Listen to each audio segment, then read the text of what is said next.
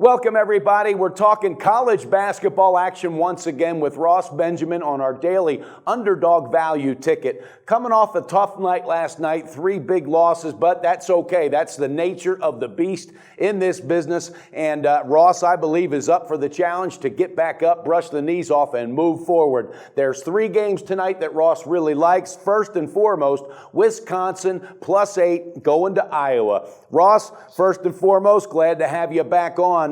When I looked at this game, I thought, wait a minute, this is a seasoned Iowa team, and I know Wisconsin's really picking up some speed, but everything that's happened to that team between losing key players last year, Bo Ryan just bowing out halfway through the season, what is it about Wisconsin getting 8 do you think is going to cash this ticket tonight at Iowa?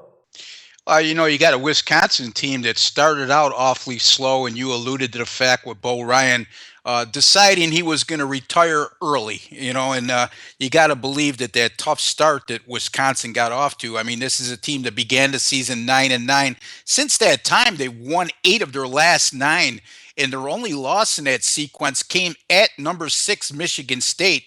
And boy, oh boy, if you watch Michigan State play last night like I did, you'll be hard-pressed to tell me anybody's playing better basketball in the country right now.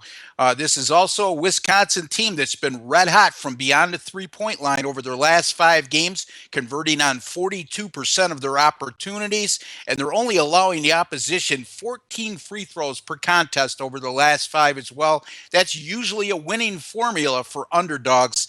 And beside the fact Iowa, Mike just touched upon a little bit of a tough stretch here for the Hawkeyes, going 1-2 in their last 3, including Saturday's 79-75 upset loss at Penn State as a 9-point road favorite.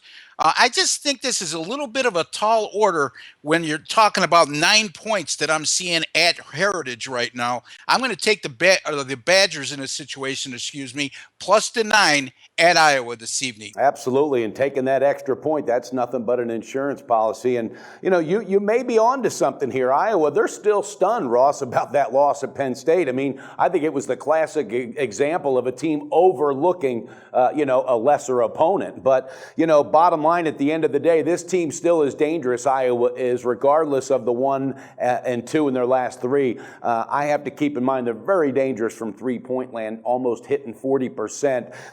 But, Wisconsin, as you mentioned, in this 8-2 run that they're on, they beat some quality teams in Maryland, Indiana, and, of course, Michigan State. Who needs to say anything more? That is probably the best team in the country right now. So I think experience just is going to bode well into this, but who knows? At the end of the day, 9 points is a hell of a lot of points in college basketball. So you heard it, viewers, Wisconsin +9. You can grab that at Heritage. Now, the second game, Ross, Mississippi State getting 12 points at Texas A&M. All right, of course, an A&M team that is still just shining over that big victory they had. This is a team that's really, really been dangerous throughout the year, and especially on home court. Is it the points are just too many, or do you just think Texas A&M is in too many tight battles to blow an opponent out? Mike, this selection is probably going to give some of the viewers abrasions on their head from scratching it. So let's get right into it. It's an A&M team. They're coming off a buzzer beater win on Saturday against Kentucky. That's always a measuring stick for an SEC team, is how they can do against Kentucky. And I just have a hard time imagining that they could match the intensity and emotion they displayed in that game against Kentucky, especially considering the fact they're facing a Mississippi State team today that's 5-9 in conference play. So I just think they're set up for a letdown here. I'm not going to go out on a limb and call for an outright upset, but let's take in mind Mississippi State has won 3 of their last 4, so they are playing with a bit more confidence than they've had all season long. In addition, they only lost by a point to Texas A&M in early January at home. Revenge factor, the confidence in knowing they could play with this team, and in that contest, they held the Aggies to 30% shooting from the field, and that's nothing new for this Bulldogs team that's held opponents to 40% over their last 5 games.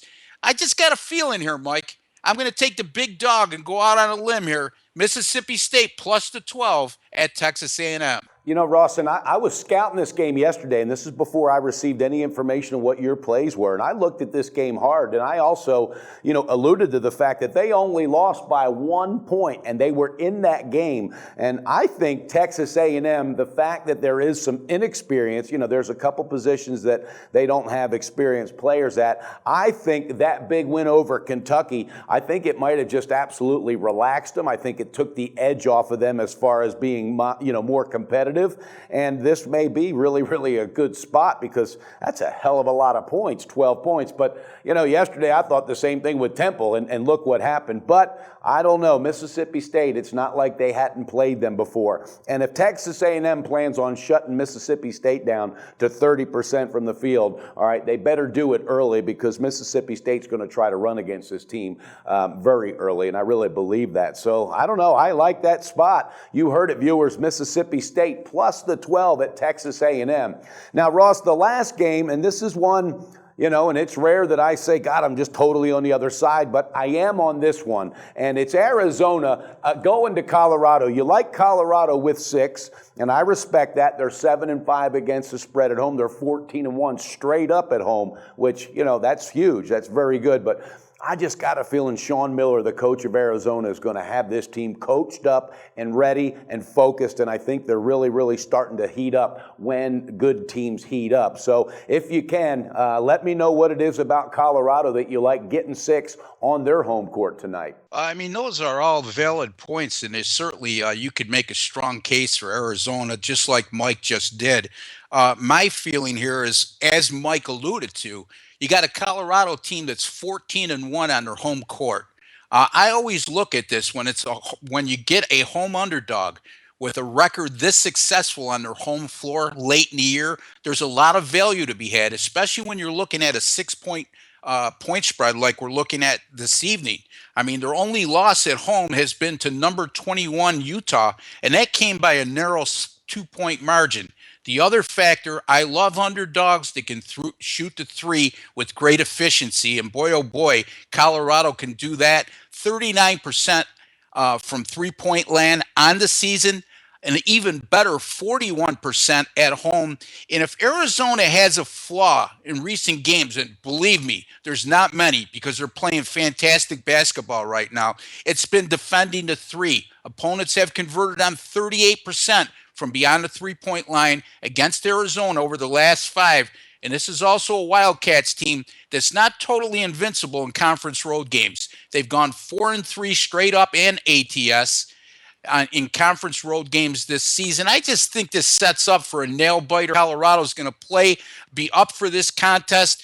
Look, this is a team that's on the proverbial bubble, Mike.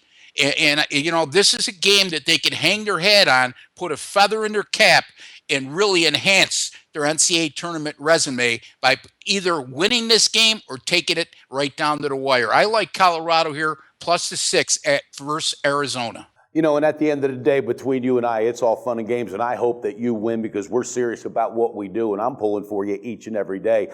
Had it not been for Colorado being strong on their home court, I wouldn't even have a pulse on this pick. But what really concerns me is, and again, I know they're going to be on their home court, but their last 2 games, they had it handed to them. They pitifully lost to a UCLA team that is not really that good, very inconsistent, and in my eyes, nothing near a top 25 team. And also USC. So when they go on the road, they don't show up for the big boys. So I will be surprised, and hopefully they know that bubble, I mean, if there's any hope at all, they got to pull this one off tonight on an outright win. If not, they're done. There's just no way that they will be in the tournament, barring a miracle. But again, that's why they do it each and every day. They play the games, Ross, and I'm pulling for you. Again, viewers, you heard it. Ross likes Colorado getting 6 on their home court, Wisconsin getting 8 at Iowa, and Mississippi State getting a large 12 points at Texas A&M. Okay, my friend, have a great evening. I'm pulling for you. 3-0 night. Let's beat the book, and we'll get back and talk to you again tomorrow.